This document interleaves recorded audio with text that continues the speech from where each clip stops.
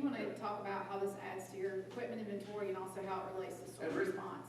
If I may, also to kind of give the commissioner, because there's a big spread between the biggest excavator you can get and the smallest excavator you can get. So kind of where do we fit in what you currently have and how much smaller are we going? Well, during the rain, we ran into the challenges of having tree debris in a lot of easements that a larger excavator could not access.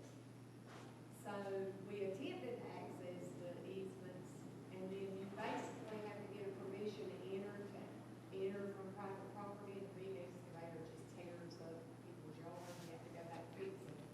So during the rain, we leased one of these excavators from Yancey, and it was just, it's a perfect fit for some of these areas that we're not able to access.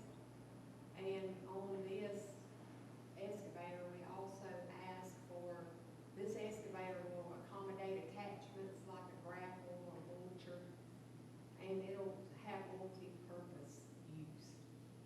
And it's, it's very needed. We have a lot of areas we can't get to disable this. So again, when we say mini excavator, kind of where are we at as far as the range between what you currently have that doesn't work very well, down to maybe the smallest little excavator that you see somebody digging a little hole? And Troy, that's our fleet manager, I'll let him kind of give Sure. us the details on it. So it's a mid-size. It's not small, and it's not big. it's Okay, mid-size. that's kind of Right, just a and, mid-size. it would just hold the attachment, the grapple and all stuff, like storms and stuff.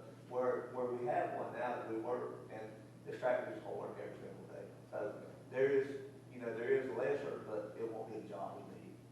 Okay, that's what I was looking for. Yeah. There's your 171. Yeah, that's what it is. I'm looking to get the mini excavator.